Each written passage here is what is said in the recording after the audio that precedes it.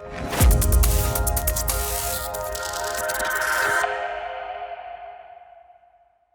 you for doing this interview. No problem. Appreciate it. Let's start with your name and what you do.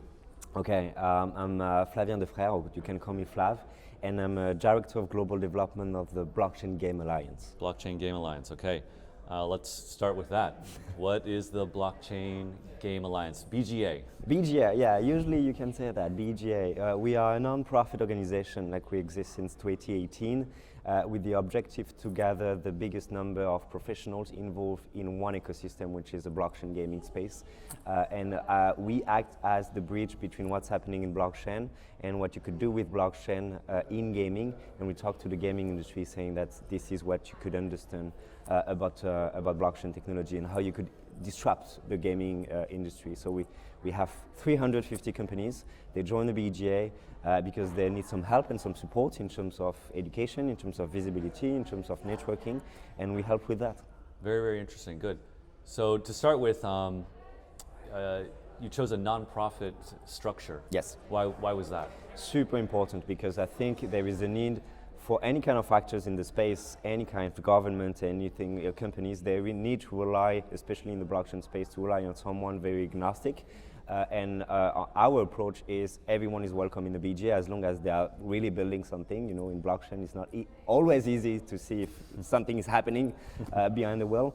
So we want to make sure of that for sure, but we welcome everyone who would like to disrupt the space, and we give them visibility the same way we could give visibility to a Square Enix or Ubisoft. We do the same for smaller companies. So I think it's good for everyone to actually understand that point of view.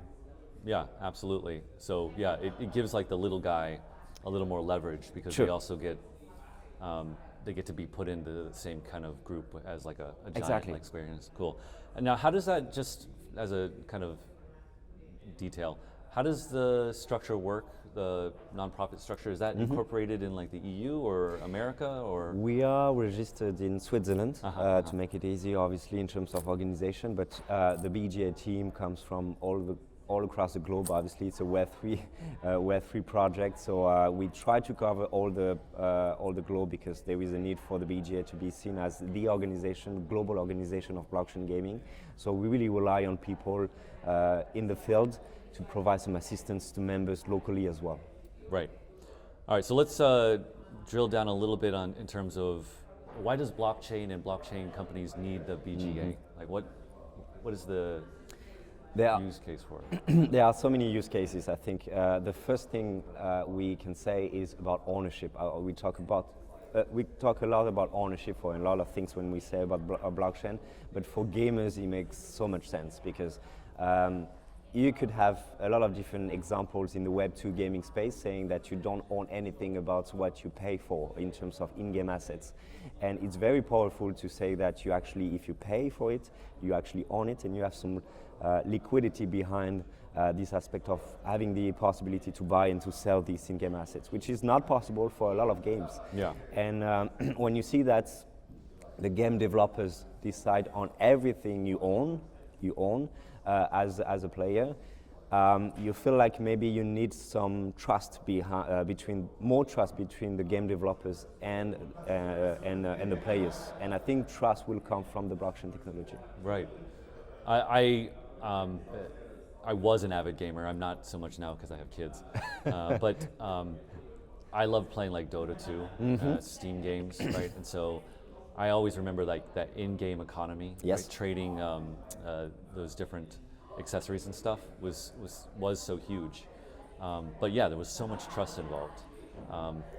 But also from the developer side, I remember thinking like, man, the infrastructure to make this is maybe a little beyond a smaller company, right? But I would imagine blockchain helps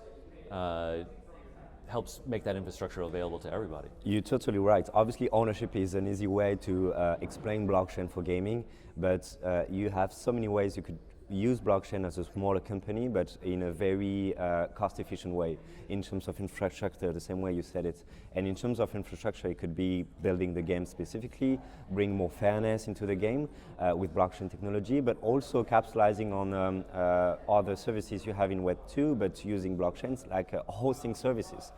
When you actually use blockchain, it's actually cost-effective for game companies more than using the other hosting services you could see in the market. So a lot of things happening with Deepin, like we are at Token 2049, and I see so many projects around Deepin, which is actually a thing for sure, but something is definitely happening in terms of infrastructure and how to make it very easy for game developers to use blockchain. Yeah, exactly. Like again, another example use case would be like, so for Valve, they would have in-game assets that would go across multiple games, right? Team Fortress 2 to Dota 2 to some of the Half-Life stuff. Yes. And again, blockchain makes it pretty easy to have collaborations or in-game assets go across multiple games. Yeah. Very, very cool stuff. It seems like this idea is not for a lot of, like Valve, a lot of big companies want to do the same, but just for their ecosystem of games, which is also good, but it costs a lot of money as well. Yes, exactly, yeah.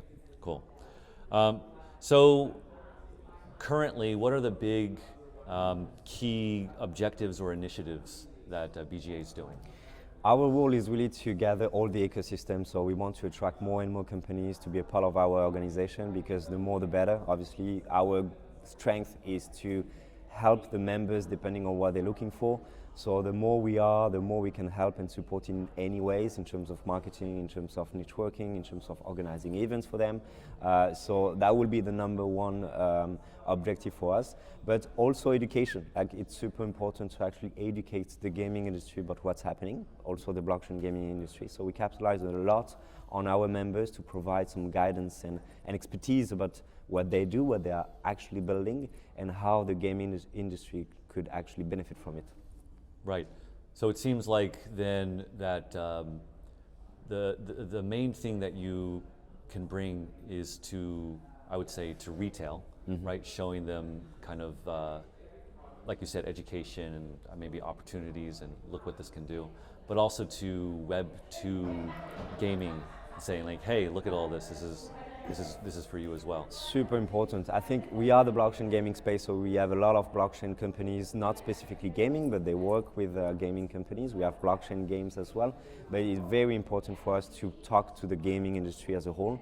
So we are at Token 2049, but we dedicate a lot of time to attend gaming convention as well, very traditional, right. And be the only one to actually say, okay, come to us because we're going to talk about a topic you only see in the news in a bad way, but come to us because you might learn something very interesting for your business.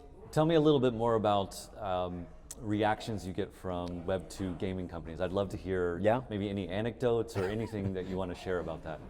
Anecdotes maybe will come later, but the thing I can say is we attend and we pay for a booth.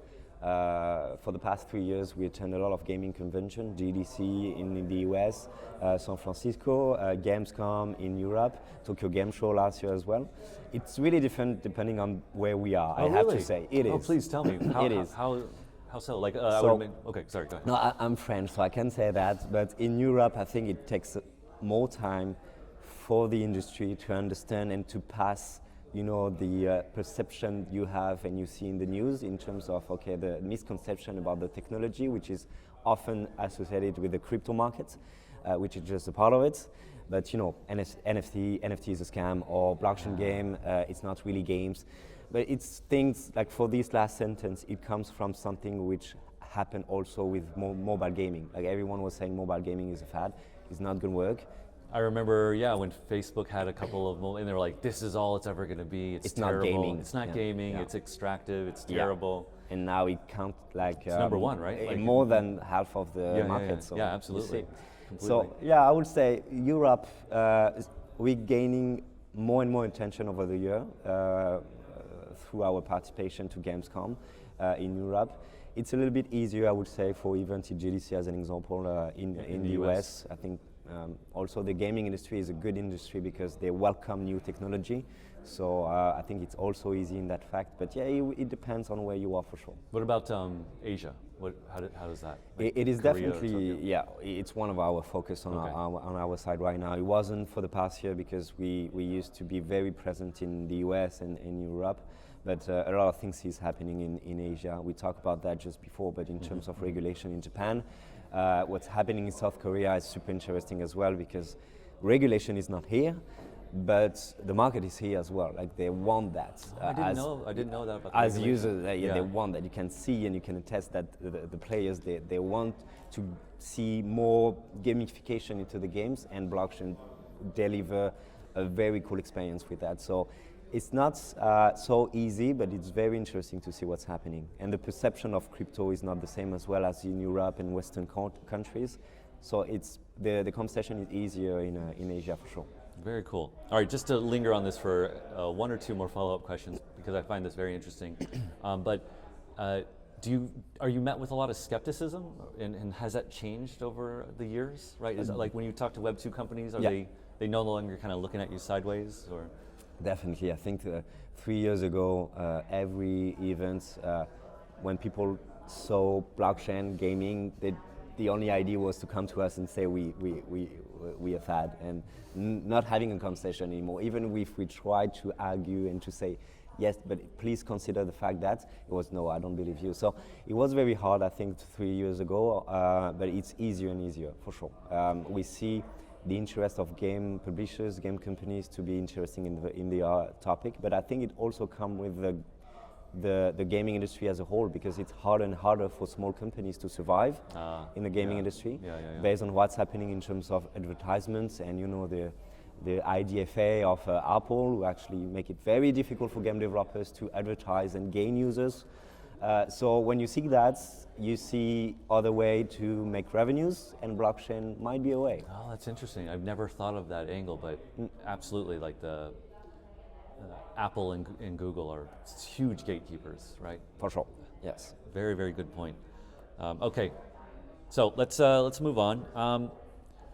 Now you have this BGA State of the Industry report that you do. It's at the end of the year for the past 3 years. This will be the 4th year. Exactly. Yes. Yeah. I was wondering if you could tell me, in like a broad context, broad way, what trends have you seen over the past 3 years, and maybe a little preview of what trends are coming this year. Okay, I can try for that. I think the obvious one everyone will notice will be play to earn. It was a big narrative 2-3 years ago for blockchain gaming. Now it's not anymore. We saw that for the last report we launched. Before that, play to earn was cited as one of the main benefit of blockchain, I would say, for gaming. Now it's not anymore. It's not even in the top 10. So we're not talking about that. Although I do think it could be part of your game. It shouldn't be your game. So play to earn obviously is not a narrative we see in gaming anymore, in blockchain gaming. But when you see the top 3 in terms of benefits, it's always the same. For the past 3 years we do that, which the first one is ownership, as I said. First one, I think for 60%, so 60% ownership, Not big. and the others will be revenue streams, new revenue streams. Right. Yeah. You were saying that again, yeah. And makes a lot of sense. And new experiences for players. Okay, let's talk about that for a second. What do you mean by new experiences for players? There will be other ways to incentivize people to actually be more involved in the success of the game with blockchain technology. And with new gamification mechanics as well. Can you give me an example? It could be many things. It really depends. It really depends on the game. And when you see games like the Sandbox as an example, they are really pushing to involve any kind of gamers, stakeholders within their games. They have builders who could actually have a part of what they're selling within the game. You have actually the owners of those lands who actually own those lands but would like to have a specific experience and make a revenue of it. And you have players who obviously want to live a very specific experiences as well. And you have token holders. You have many actually stakeholders who could actually be incentivized to participate in the ecosystem. And they are pushing the narrative of because you're part of the ecosystem, mainly through the land you own and the number of tokens you own, you could actually have a say about what's happening within the sandbox as a company. And what will be decided as well. So I think it's wonderful to use that as a government system as well. Very cool. All right. So my last question. From my perspective, I